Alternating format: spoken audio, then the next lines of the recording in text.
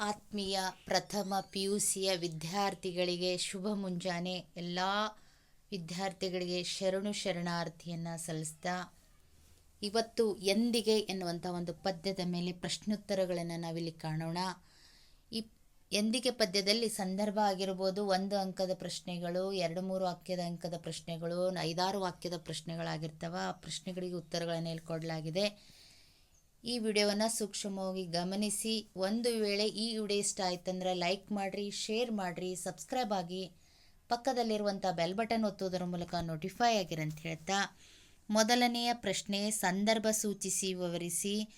ಮೊದಲನೇ ಹೇಳಿಕೆ ಯಾವುದು ಅಂದಾಗ, ಹುಟ್ಟಿ ಗಂಟಿ ಬಂದ ಚಿತ್ತ ದಾಸ್ಯ ಕಳೆಯುವುದೆಂದಿಗೆ ಎನ್ನುವಂಥ ಒಂದು ಹೇಳಿಕೆ. ಪ್ರಸ್ತುತ ವಾಕ್ಯವನ್ನು ಕವಿ ಡಾಕ್ಟರ್ BC ರಾಮಚಂದ್ರ ಶರ್ಮರವರು ರಚಿಸಿರುವ ಎಂದಿಗೆ ಎನ್ನುವಂಥ ಒಂದು ಪದ್ಯ ಭಾಗದಿಂದ ಆರಿಸಿಕೊಳ್ಳಲಾಗಿದೆ. ಯಾವ ಸಂದರ್ಭದಲ್ಲಿ ನಮ್ಮ ನಾಡಿನ ಮಂದಿ ಇನ್ನು ಬಂಧ ಮುಕ್ತರಾಗದೆ ದಾಸ್ಯ ಜೀವನದಲ್ಲಿ ಜೀವನ ಸವೆಯಿಸುತ್ತಿರುವುದನ್ನು ಕಂಡು ಕವಿನೊಂದು ಈ ವಾಕ್ಯವನ್ನು ಹೇಳ್ತಾರೆ. ದಾಸ್ಯ ಎಂಬುದು ನಮ್ಮ ಜನ್ಮಕ್ಕೆ ಅಂಟಿಕೊಂಡು ಬಂದಿದೆ. ಇದರಿಂದ ಮನಸ್ಸಿನಲ್ಲಿ ಈ ಭಾವನೆ ಬೆಳೆದು ಬಂದಿದೆ. ಹುಟ್ಟಿನಿಂದಲೇ ಮನಸ್ಸಿಗೆ ಅಂಟಿ ಬಂದ ಈ ದಾಸ್ಯ ಭಾವನೆ ನಾಡ ಮಂದಿಯಿಂದ ಎಂದಿಗೆ ಕಳೆಯುವುದೆಂದು ಇದರ ಸ್ವಾರಸ್ಯ. ಅಂದರೆ ವಿಶೇಷವಾಗಿ ಹೇಳೋದೇನಂತಂದ್ರೆ, ಕವಿ ನೊಂದು ನುಡಿದಿರುವುದು ಭಾವನೆಯಲ್ಲಿ ಸರಳ ಭಾಷೆಯಲ್ಲಿ ವ್ಯಕ್ತವಾಗಿದೆ. ಎರಡನೇ ಹೇಳಿಕೆ ಯಾವುದಂತಂದರೆ, ಅಳಿದ ಸಿರಿಯ ಅಣಕವಾಡು ಒಂದೇ ಸಮನೆ ನಡೆದಿದೆ ಅಂತಂದರೆ, ಇಲ್ಲಿ ಈ ಪ್ರಸ್ತುತ ವಾಕ್ಯವನ್ನು ಡಾಕ್ಟರ್ BC ರಾಮಚಂದ್ರ ಶರ್ಮರವರು ಬೇಕು ಮೂರ್ತಿಯವರಾಗಿದ್ದ ರಾಮಚಂದ್ರ ಶರ್ಮರವರು ರಚಿಸಿರುವ ಎಂದಿಗೆ ಎಂಬ ಪದ್ಯ ಭಾಗದಿಂದ ಆರಿಸಿಕೊಳ್ಳಲಾಗಿದೆ. ಯಾವ ಸಂದರ್ಭದಲ್ಲಿ ಅಂದರೆ, ನಮ್ಮ ನಾಡಿನ ಮಂದಿ ತಮ್ಮ ಗತಕಾಲದ ವೈಭವವನ್ನು ಮೆಲುಕು ಹಾಕುತ್ತಾ ವ್ಯರ್ಥಮಾನ ಅಂದರೆ ಮರೆಯುತ್ತಿರುವುದನ್ನು, ವ್ಯರ್ಥವಾಗಿ ತಮ್ಮ ಕಾಲವನ್ನು ಕಳೆತಿರುವುದರ ಬಗ್ಗೆ ಕವಿ ವ್ಯಂಗ್ಯಾತ್ಮವಾಗಿ ಇಲ್ಲಿ ನುಡಿದಿದ್ದಾರೆ. ನಮ್ಮ ಗತಕಾಲದಲ್ಲಿ ಇದ್ದ ವೈಭವವೆಲ್ಲ ಇಂದು ನಶಿಸಿ ಹೋಗಿದೆ. ಆದರೆ ನಾವು ಇಂದಿಗೂ ಭೂತಕಾಲದ ವೈಭವದಲ್ಲೇ ಇದ್ದು ವರ್ತಮಾನವನ್ನು ಮರೆತಿದ್ದೇವೆ ಎಂಬುದಾಗಿ ಕವಿಯಲ್ಲಿ ನೊಂದು ನುಡಿದಿದ್ದಾರೆ. ಸರಳ ಭಾಷೆಯಲ್ಲಿ ನಮ್ಮ ನಾಡಿನ ಜನತೆಯ ಮುಗ್ಧತೆಯ ಬಗ್ಗೆ ಇಲ್ಲಿ ತಿಳಿಸಲಾಗಿದೆ. ಮೂರನೇ ಹೇಳಿಕೆ ಯಾವುದಂತಂದರೆ, ಅಂತೂ ಬಂದಿತು ಬಂದೇ ಬಂದಿತು ಎಂಥ ಬಿಡುಗಡೆ ಎನ್ನುವಂಥ ಒಂದು ಪ್ರಶ್ನೆ. ಪ್ರಸ್ತುತ ವಾಕ್ಯವನ್ನು ಡಾಕ್ಟರ್ BC ರಾಮಚಂದ್ರ ಶರ್ಮರವರು ಬರೆದಿರುವ ಎಂದಿಗೆ ಎಂಬ ಪದ್ಯ ಭಾಗದಿಂದ ಆರಿಸಿಕೊಳ್ಳಲಾಗಿದೆ. ಸ್ವಾತಂತ್ರ್ಯ ಬಂದರೂ ನಾವು ಸಂಪೂರ್ಣವಾಗಿ ಸ್ವಾತಂತ್ರ್ಯವಾಗಿಲ್ಲ. ಇನ್ನು ದಾಸ್ಯ ಜೀವಿತವಾದಿ ನಮ್ಮನ್ನು ಬಿಟ್ಟಿಲ್ಲ. ಲಂಚ, ಸುಲಿಗೆ, ಮೋಸ ಇವುಗಳಿಂದ ನಾವು ಬಿಡುಗಡೆ ಪಡೆದಿಲ್ಲ ಎಂದು ಹೇಳುವ ಸಂದರ್ಭದಲ್ಲಿ ಕವಿ ಈ ವಾಕ್ಯವನ್ನು ಬರೀತಾರೆ. ಏನಂತ ವಿವರಣೆ ಕೊಡ್ತಾರೆ ನೋಡಿ. ಬಹಳಷ್ಟು ಪರಿಶ್ರಮದಿಂದ ನಮಗೆ ಬಿಡುಗಡೆ ಏನೋ ಸಿಕ್ಕಿತ್ತು. ಆದರೆ ಸಮಾಜದಲ್ಲಿ ಕೆಟ್ಟ ಸಾಂಕ್ರಾಮಿಕವಾಗಿ ಹರಡಿದ ಮೋಸ, ಸುಲಿಗೆ, ಲಂಚ ಇವುಗಳಿಂದ ನಾವು ಬಿಡುಗಡೆ ಸಿಕ್ಕಿಲ್ಲ ಎಂದ ಮೇಲೆ ಬಂದಿರುವ ಬಿಡುಗಡೆ ಎಂಥ ಬಿಡುಗಡೆ ಎಂದು ಕವಿ ಹೇಳಿದ್ದಾರೆ. ವಿಶೇಷತೆ ಏನಂತಂದರೆ, ಕವಿ ನೊಂದ ಮನದಿಂದ ನಮಗೆ ಸಿಕ್ಕ ಬಿಡುಗಡೆ ಬಗ್ಗೆ ವ್ಯಂಗ್ಯಾತ್ಮಕವಾಗಿ ಇಲ್ಲಿ ನುಡಿದಿದ್ದಾರೆ.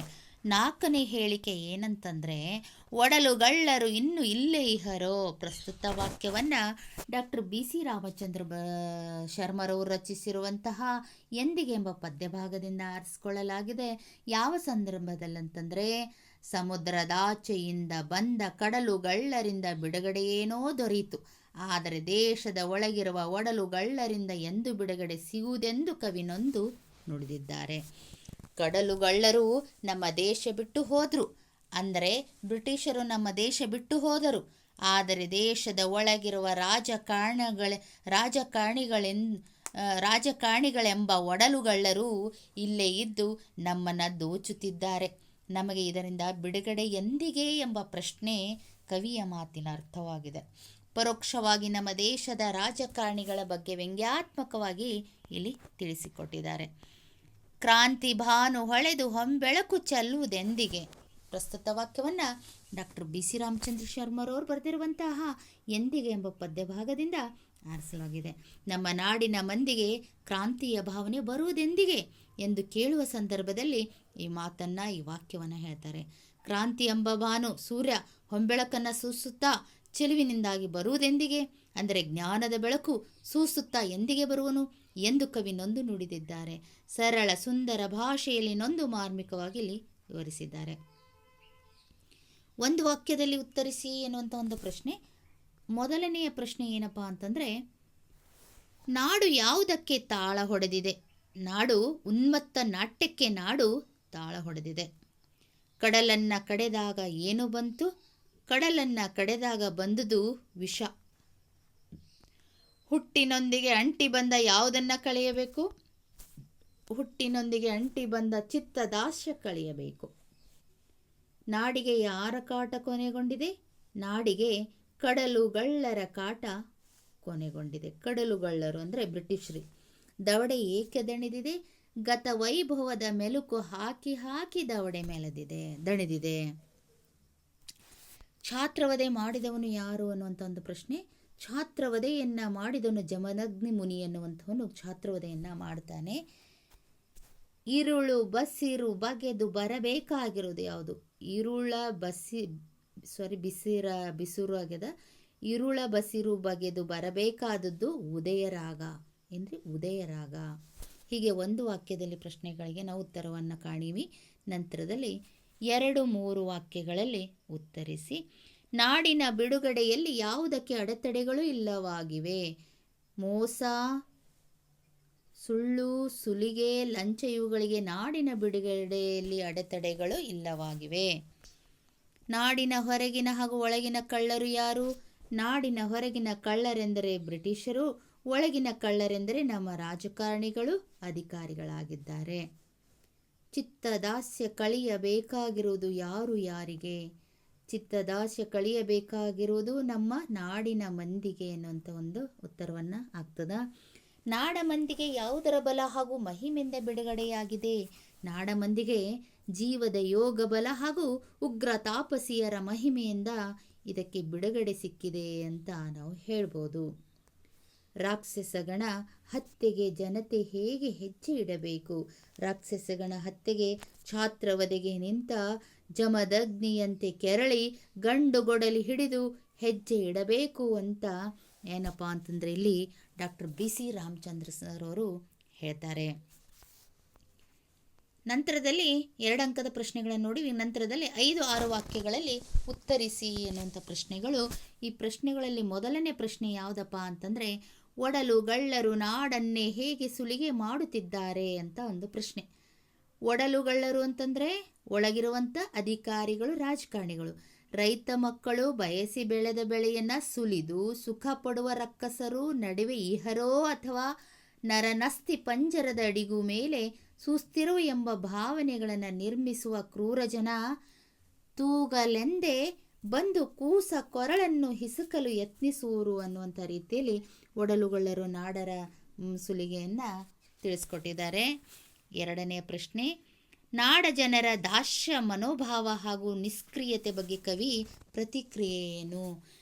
ನಾಡ ಜನರ ದಾಸ್ಯ ಮನೋಭಾವ ಹಾಗೂ ನಿಷ್ಕ್ರಿಯತೆಯ ಬಗ್ಗೆ ಕವಿಯ ಪ್ರತಿಕ್ರಿಯೆ ಅಂದರೆ, ನಮ್ಮ ನಾಡ ಮಂದಿಗೆ ಅಜ್ಞಾನದ ಕತ್ತಲು ಕಳೆದು ಸೂರ್ಯೋದಯ ಜ್ಞಾನ ಆಗುವುದೆಂದು ನಾಡಿನ ರಾಜರ ಮೂಲೆ ಮೂಲೆಗೆ ರಾಜ ಬೀದಿ ಸಂದಿಗೆ ಕ್ರಾಂತಿಯ ಹೊಂಬೆಳಕು ಬರುವುದೆಂದಿಗೆ ಎಂದು ಇಲ್ಲಿ ಕವಿ ಏನು ಮಾಡ್ತಾ ಇದ್ದಾರೆ? ಪ್ರತಿಕ್ರಿಯಿಸ್ತಾ ಇದ್ದಾರೆ.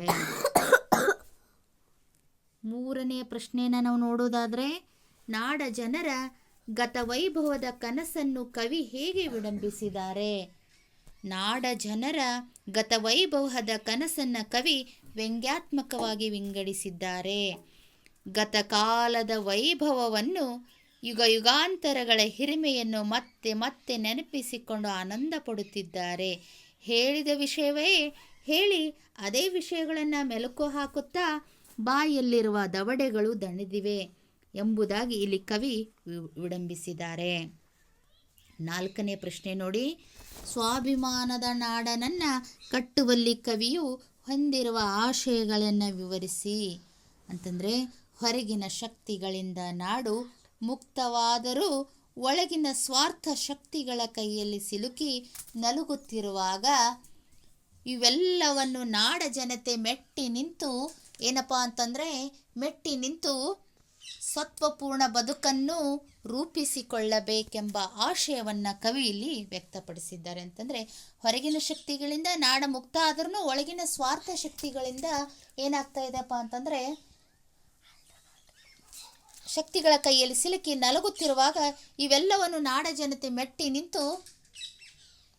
ನಿಂತು ಸತ್ವಪೂರ್ಣ ಬದುಕನ್ನು ರೂಪಿಸ್ಕೊಳ್ಬೇಕೆಂಬ ಆಶಯ ಕವಿಲಿ ಹೊತ್ತಿದ್ದಾರೆ ಅಂತ ಹೇಳ್ಬೋದು. ಈ ರೀತಿಯಾಗಿ ವಿದ್ಯಾರ್ಥಿಗಳೇ, ಎಂದಿಗೆ ಎನ್ನುವಂತಹ ಒಂದು ಪದ್ಯದಲ್ಲಿ ಸಂದರ್ಭ, ಒಂದು ವಾಕ್ಯ, ಎರಡು ವಾಕ್ಯ, 4-6 ಆ ವಾಕ್ಯದಲ್ಲಿ ಉತ್ತರಿಸಿ ಎನ್ನುವಂಥ ಪ್ರಶ್ನೆಗಳಿಗೆ ನಾವು ಉತ್ತರಗಳನ್ನು ಕಾಣಿವಿ ಅಂತ ಹೇಳ್ತಾ ನನ್ನ ಕ್ಲಾಸನ್ನು ಮುಗಿಸ್ತೀನಿ. ಧನ್ಯವಾದಗಳು.